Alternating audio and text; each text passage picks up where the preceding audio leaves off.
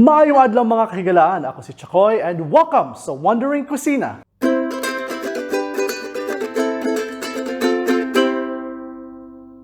Today's episode, ang lulutuin natin ngayon is a grilled chicken. Famous ito dito sa UAE and we are going to make use of the ingredients that what we have here and similar lang ito sa ingredients na ginagamit din sa restaurant. And ang magluluto niyan today is si Chef Mark.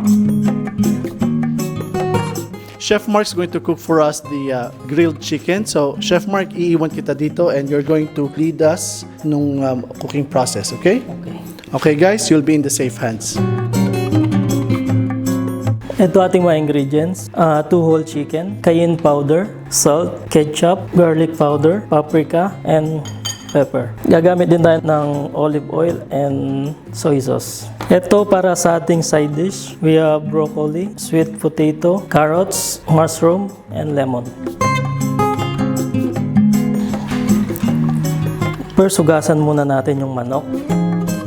Naugasan na to, dalawang chicken. And then, first step, hiwain lang natin dito.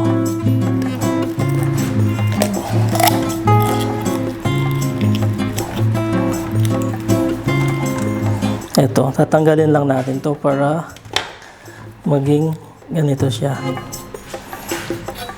Tapos, hiwain lang konti. Yan.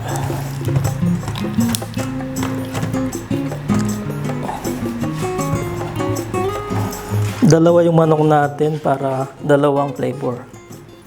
Yung isa is chili, yung isa is normal.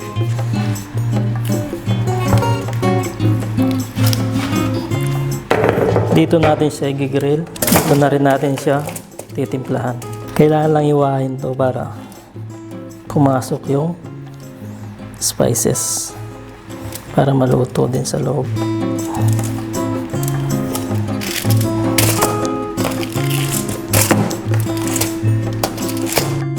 Lalagyan natin siya ng salt.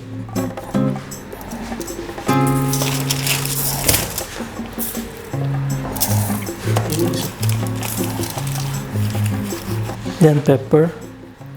Paminta.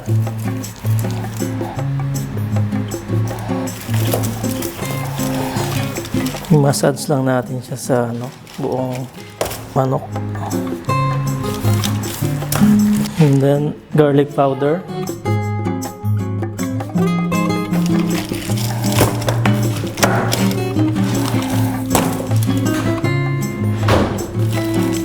Ano lang sa hiwa para pumasok. Next is paprika.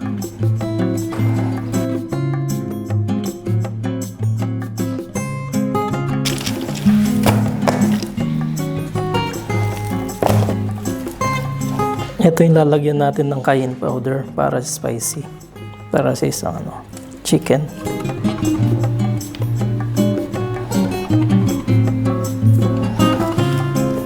Then, rest lang natin siya ng 20 minutes bago natin siya i-oven. Okay, habang nakamarinate yung ating chicken, gawa tayo ng pangpahid. Kailangan natin ng soy sauce. Lagyan lang natin ng olive oil.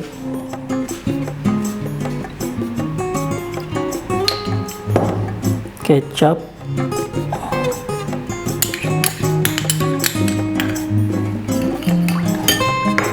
And pepper.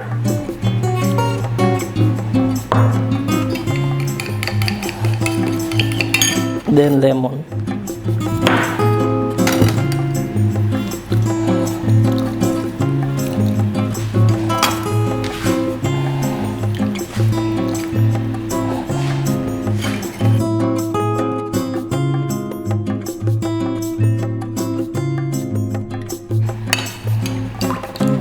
Okay na.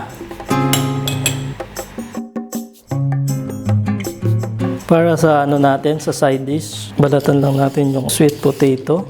Hindi natin siya isasama sa chicken. Separate natin siya luto. Para hindi siya ma-overcook. Okay, yung carrots naman.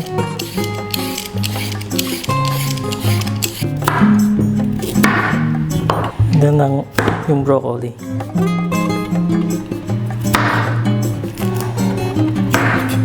mushroom. And then, hiwain na.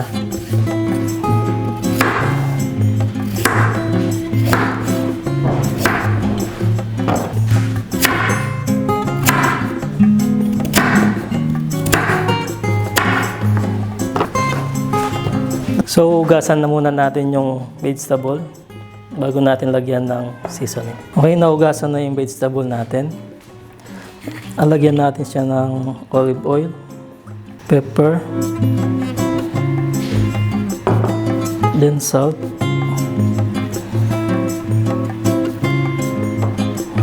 and lemon.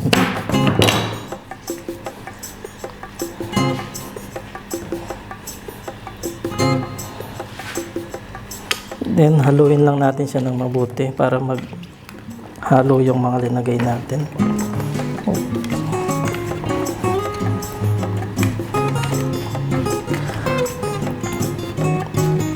Okay, set aside muna natin itong ating vegetable.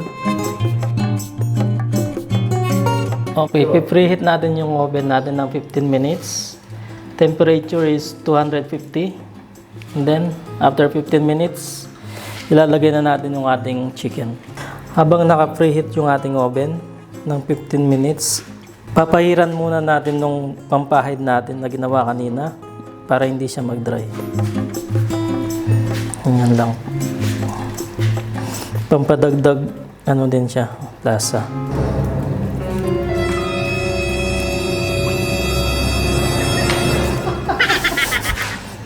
Tapos mamaya pag linagay na natin siya sa oven, after 30 minutes, papahiran natin siya ulit. And babalik na rin natin siya. Okay, ready na siya ilagay sa oven.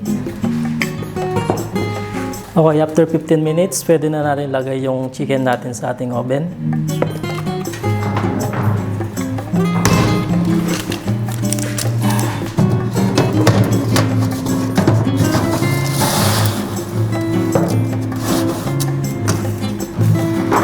Set natin yung ating oven sa timer ng 60 minutes or 1 hour.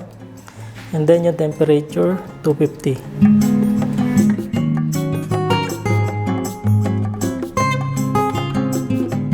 Now, after 30 minutes, babalik na rin na natin yung grilled chicken natin.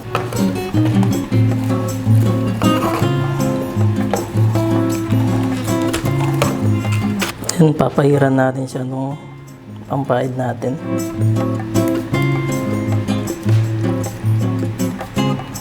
Okay. Then, ibalik ulit natin siya sa oven ng 20 minutes more.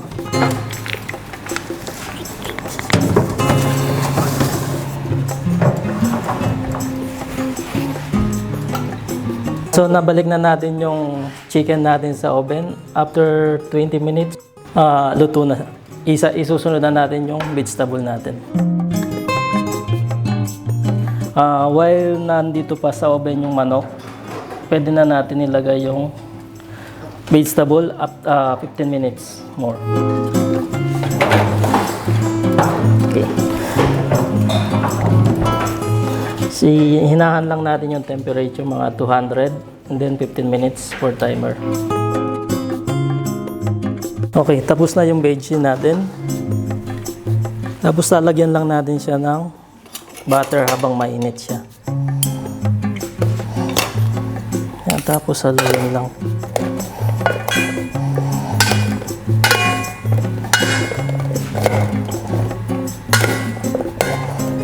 Ang bango.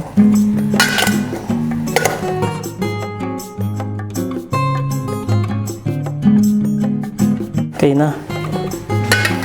Luto na rin natin chicken. Tapos, kukunin na rin natin.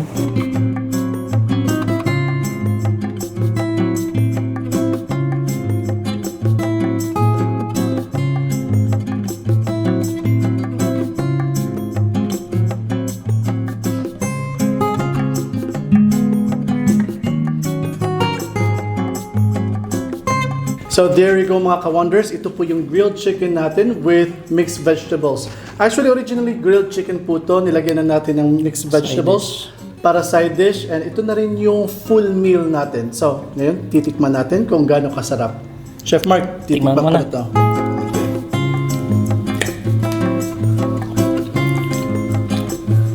You have to try this mixture, the paprika and the garlic, very much well mixed.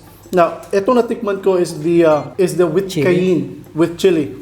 So, yung anghang niya sakto lang na pwede pa rin siya sa mga, let's say, mga bata from 10 years old. Kung may level ba kung sinong batang gustong may mag-anghang na pagkain.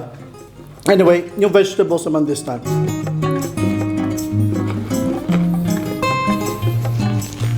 Yung sourness ng lemon, nandoon. Yung salt, yung pepper. And the vegetable, yung carrots, it's still crunchy. So perfect na perfect siya. There you go mga ka-wonders. Daghang salamat sa pagpapanood. And then, watch out for our next episode. We'll have more episode food vlogs for you or food videos for you. And daghang salamat kay Chef Mark. Salamat at napakita ka ulit. Daghang salamat. And please don't forget to subscribe to our channel, like our Facebook page, and follow us on Instagram and Twitter. Mga kagalaan, daghang salamat and peace.